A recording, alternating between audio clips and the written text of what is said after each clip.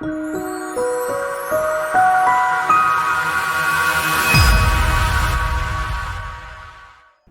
this video, I want to show you how if you have still photos or videos and you want to put them together into one continuous video, the right tool for you to use may just be WeVideo.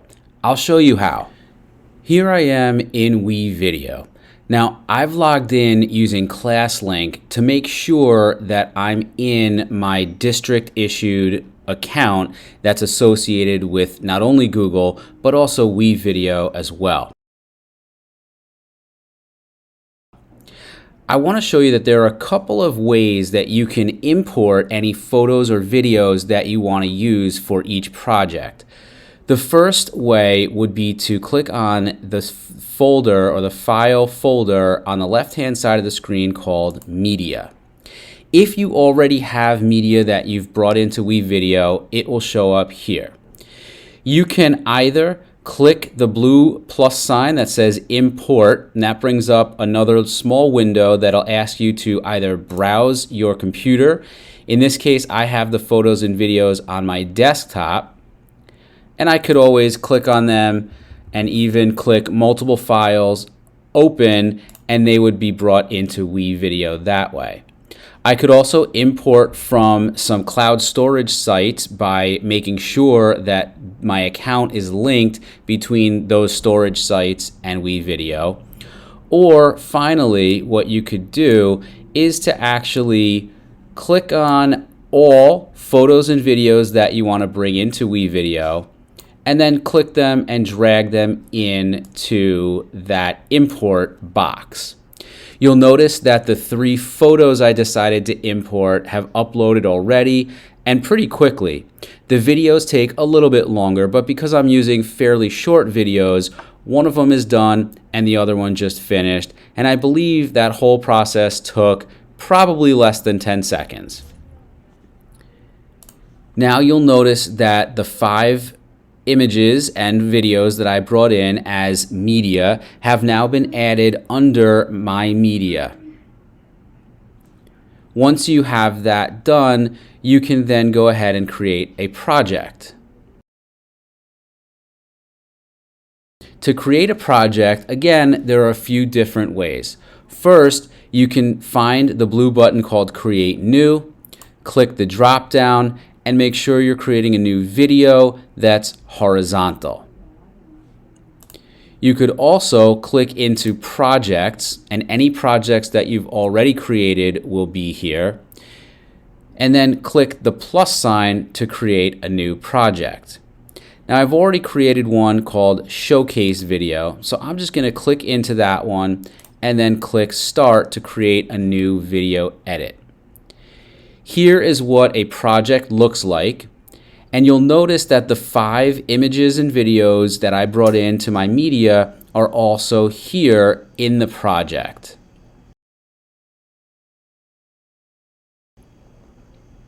What I want to do to add them to the project is really just to click on them and drag them down into this timeline that has different tracks.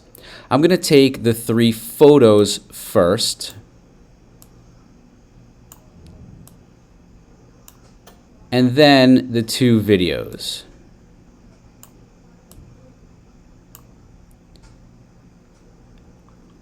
In order to either zoom in or out of your timeline, there's a blue button that lives in the lower right-hand corner of your screen, and it says move the slider to adjust the timeline zoom, or double click to see everything in your timeline. I'm just going to zoom in a little bit, and when I do that, I notice that each of the photos that got brought in are lasting for 5 seconds each.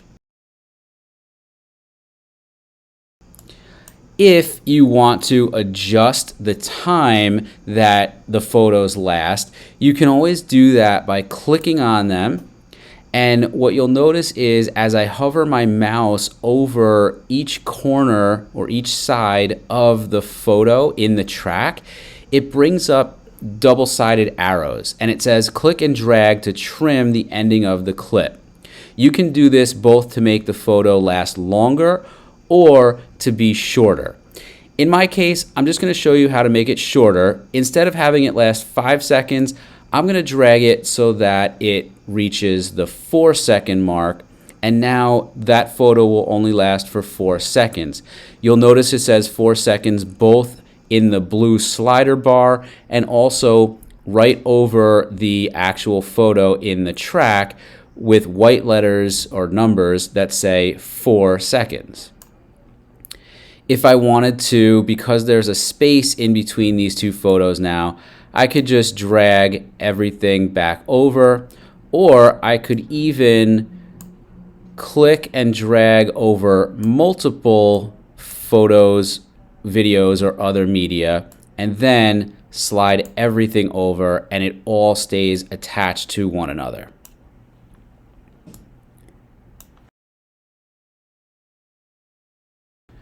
To make a project like this look a little bit better, you might also want to add transitions in between each photo or video to make it look smooth in between. You can preview each transition in the transitions menu by simply clicking on it, and then in your preview window it'll show you what the transition looks like. And then once you find the one that you like,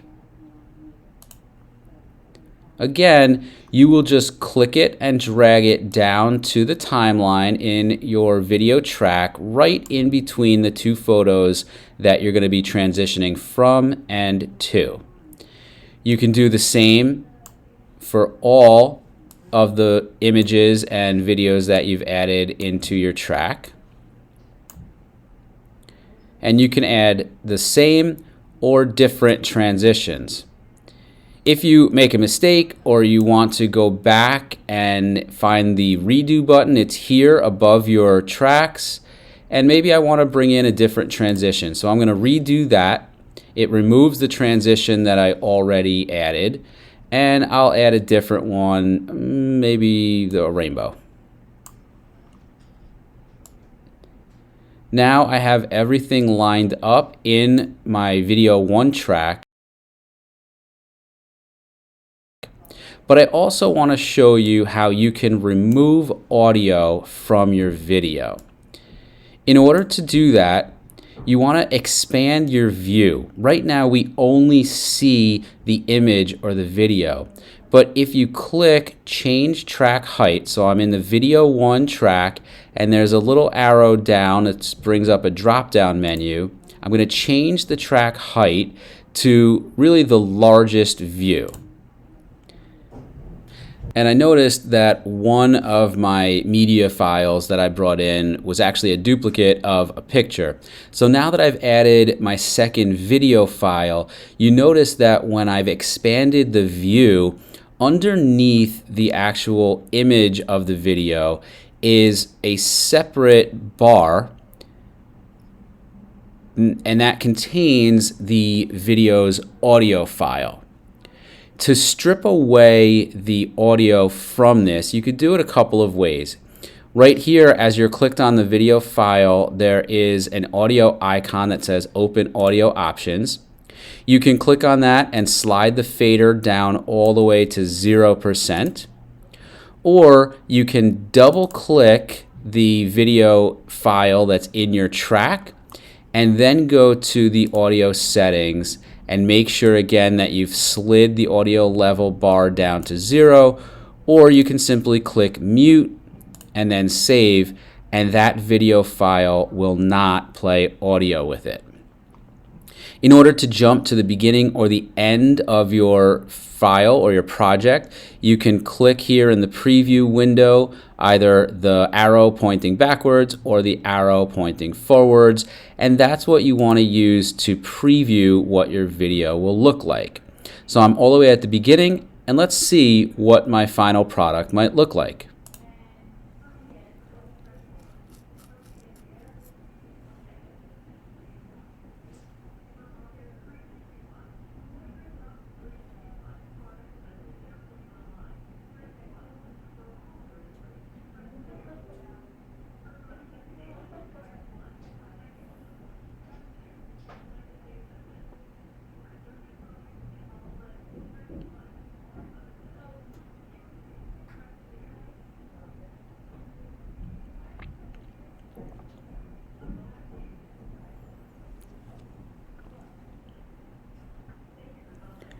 And there you go. That's the finished product. Of course, you can always add to it or change it, but once you're happy with it, you'll notice that you have options here to find how long the video is by either using the slider or just looking above the timeline to see what the timestamp is. I noticed that this video is about 38.5 seconds long. If you have parameters that you need to stay within, just pay attention to what the timeline says in terms of how long your video file is. In order to finish and export or download this video, you'll want to come up to the upper right-hand corner in the blue button that says Finish. Select a title for your export. Again, I'm going to call this Showcase Video, and then click Set. Before we really finalize everything, it gives you the ability to select a thumbnail image. You have 3 choices. Choose the one that you like best. Select, obviously, to export it as a video. Choose either standard definition or high definition for your resolution, and then a destination. The WeVideo destination is always an option, and that means that your export will live in WeVideo until you do something else with it, like download it or export or share to some other cloud storage. But you can also link your cloud storage accounts like Google Drive, Dropbox, OneDrive, or Box. Or you can even export directly if you want to YouTube or Vimeo if you have those options. For now, I'm going to keep WeVideo selected, and I'm also going to select Google Drive. And that means that once this video has finished and is finalized, it will show up automatically in my Google Drive. Once you have these settings all right, then click Export, and then WeVideo will tell you that your video is queued.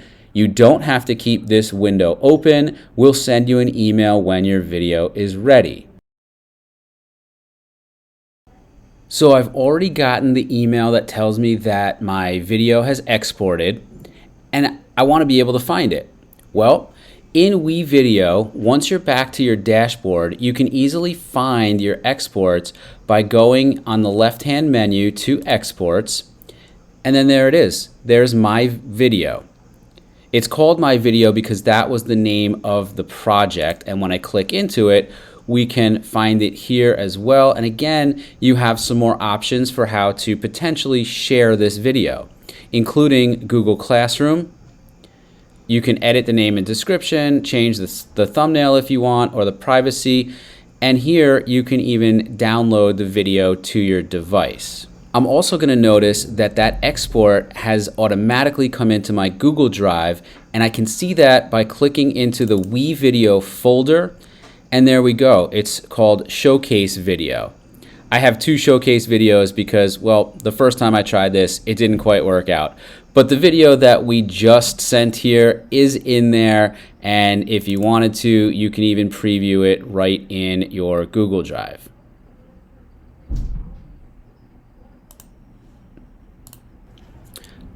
I hope you enjoyed this video. I hope it's been helpful and you understand now that you can use WeVideo to bring in photos and videos and put them together to make a video, even a video that does not include audio with it. As always, please don't hesitate to reach out if you have any more questions or if there's any more help I can provide for you to understand how you can make projects like this in WeVideo or even other platforms as well.